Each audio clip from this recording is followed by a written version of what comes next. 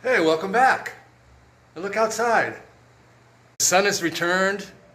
The warm weather is back. The wind has stopped blowing.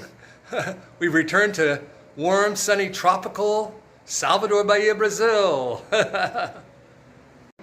We had a wet, windy, and cool 5 days there. Unusual weather, but we're back to normal now. And I need and want to go out for a nice walk and soak up this sun. What do you think of that, kitty cat? It's Friday afternoon, which means I'm enjoying my last hours of having the apartment to myself. Tanya, Eliamar's wife, will be arriving this evening and will be here for the weekend. So I am going to enjoy myself this afternoon. Well, it's back to sunny, warm, hot, tropical Salvador. Back to normal after 5 or 6 days of kind of cool, overcast and rainy weather. Feels like normal again. It's very nice. Well, I guess in today's episode I have two, what shall I call them? Complaints? Two thoughts I want to complain about. The first thing is what's right in front of us, traffic. I get sick of the traffic in Salvador. And I think the problem is this. The city of Salvador was founded in the year 1549. Yep. 1549, the middle of the 16th century. And the geography of Salvador is not unlike that of Lisbon, Portugal, who colonized Brazil, of course. It's hilly, and the streets are narrow and twisty and climb up and down and around the hills. And of course, you know, a city that was founded in the year 1549 and was the capital of Brazil for several centuries was not designed or planned with cars in mind. And so many Salvador streets are narrow, winding, hilly, and you know, kind of like where I come from, San Francisco, also built on hills. And so Salvador wasn't really designed or built for this kind of car traffic that there exists now in the year 2025. So you've got too many cars traveling on, like the street that I'm walking down. Really is a one-way narrow street, was never designed for this kind of traffic, but drivers really don't have any choice but to use streets like this. Now there are, you know, a few wide avenues, boulevards type things, but not nearly enough for the amount of traffic. And so my complaint that it often takes me a long time to cross the street. The cars don't let up. Oh, it's a sudden burst of wind, almost lost my hat. The traffic doesn't let up, and you're waiting and waiting and waiting to cross the street. So that's my minor complaint, number one. But it's only minor. As you all know, as I've said a million times, I love this city, and it actually is a walker's paradise because there's so much to see around every corner. But I guess the traffic, the car traffic, does get on my nerves sometimes. My second thing I'm going to complain again about, getting off my chest, is more personal. It's about my co-cuñada. We don't really have a way of, how do you in English express your family relationship to one of your brother or sister-in-law's partner? In Portuguese you can say co-cuñada or co-cuñado, co-brother-in-law or co-sister-in-law. And I'm talking about my brother-in-law Eliamar, who I'm sharing my apartment with. His his wife, Tanya, who the agreement is comes every other weekend. In other words, twice a month. Every other weekend, arrives Friday early evening and goes back to the small city where she lives, on late Sunday afternoon, which is fine. But I do have something that is bothering me, and that is that she is a clean freak. I'm starting to call her a trad wife. Have you heard of that expression that they're using now under the Trump regime? It's for evangelical, Republican, traditional wives or women who assume a very traditional housewife role. And they're calling them trad wives. Well, she seems to me like a trad wife, although she's not evangelical, and she's certainly not a Republican, but she definitely is traditional. And when she arrives, she starts cleaning and cleaning and cleaning until the apartment is spotless and shining. But she has some, how shall I say, pet peeves, some habits that don't gel well with my own habits. And it's getting on my nerves. One of the main reasons I'm out of the house right now is because I just couldn't take it anymore. Let me explain.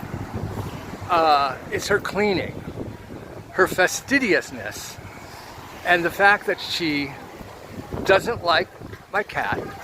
I mean, not that she does anything. She's not mean to the cat or anything, but I can tell, you can feel it. Certain comments that she makes, that she does not like having pets in the house. She considers the cat dirty. And you know, cats, while they're famously clean animals, they do create some issues in the house, like, you know, cats shed their fur, and she made a comment about fur being on the bedding, and you know, they spill a little of their kitty litter out of their kitty box, and I keep her litter box in the kitchen because I can't put it out on the back patio because she can't be out there unsupervised, because she jumps over the wall. And I also know that she doesn't like all of my plants on the patio. She's openly said that.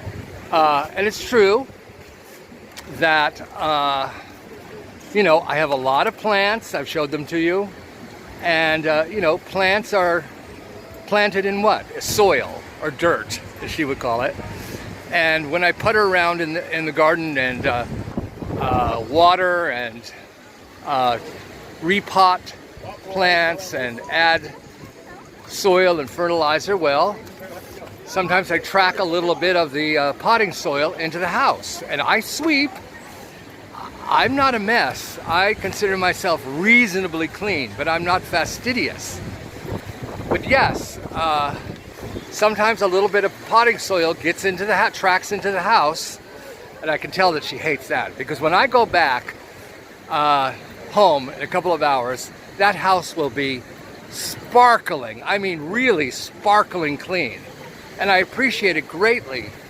But I'll also find my cat cowering under the couch, terrorized. And the house will be so sparkling clean that I'm afraid to touch anything or to walk on the floors, because I know she does it. She's hyper vigilant, and I gotta always remind myself, and maybe at some point I'm gonna have to talk to her, or more likely to my brother-in-law Eliamar, that it is my home. It is my apartment. I pay the rent, all of the rent. I allow Eliamar to live there for free because, you know, he couldn't afford to live here in Salvador in the neighborhood we live in on his salary. And, you know, he's very helpful to me, and so is Tanya. But I can't be walking on eggshells in my own home. And now I understand. I always thought that he was being unreasonable when he would complain about Tanya. But now I'm getting it. She can be, how shall I put it, diplomatically, very intense about her housekeeping. And, you know,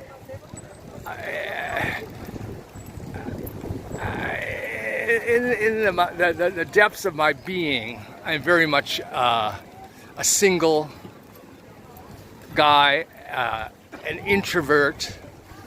I'm eccentric, and I'm not used to living like that. I sure in hell am not giving up either my cat or all of my plants for anybody. Push comes to shove, my house, and well, take it or leave it. Anyway, now that I've got that off my chest, I'm gonna head to my neighborhood vegetarian restaurant for lunch. Look at the ocean today. Very pretty. It's always a pleasure to come out and walk on this street. And it's nice to see all the blue and white umbrellas out today after many days of the beach being totally empty. I love this sign. Are you a racist? People of all colors are tattooed. I've gotten several tattoos at this tattoo parlor called Binga Tattoo. Here's one of them right here. Binga Tattoo. Here's another favorite spot in my neighborhood, the Cat Cafe, where you can come and have a nice cafe latte and play with the cats. Like she is. How much is that cat in the window? Well, they're free. Free to pet. And just to remind you all, if you think I was complaining too much, my two little complaints are very minor. As I've said them many, many times, I love the city of Salvador, I love the state of Bahia, and I love Brazil. Brazil has been very, very good for me. Obrigado, Brasil. Te amo, beijo. There it is right across the street, my neighborhood vegetarian restaurant. I'm gonna go in and have a nice vegetarian lunch. I'm gonna be healthy. That was good. Just walked into my neighborhood shopping center, and the air conditioning. The air conditioning is back on full force because it's hot. Before I got here, I stopped off at home, and I have to say I feel a tad guilty about complaining about my co-sister-in-law. The house was sparkling. I mean, really sparkling clean. She knows how to clean, and she's cooking also. So I was feeling a little guilty, but then she kind of indirectly complained about the cat litter box being in the kitchen, and I couldn't find my flip-flops, my Havaianas, because she's put them in a different place outside on the patio, so I couldn't find them. Oy vey. I guess I just got to get used to it. We'll see. But I do appreciate the cleaning. And I told her, like I told her this morning, she is under no obligation to cook and clean when she comes here to be with her husband, Eliomar. She should just enjoy herself, but that's what she likes doing. So I can't stop her. I think tomorrow is going to be a beach day, because tomorrow is Eliomar's day off, and he hates hanging around the house. Get him to hang around the house, you'd have to tie him down. So I bet we're going to spend tomorrow at the beach. And I know which beach I want to go to. Not my local one. I want to go to Ribeira or Boa Viagem. So anyway, thanks for listening to my two little mini rants. And I'll be back soon with more of beautiful Salvador and no more mini rants.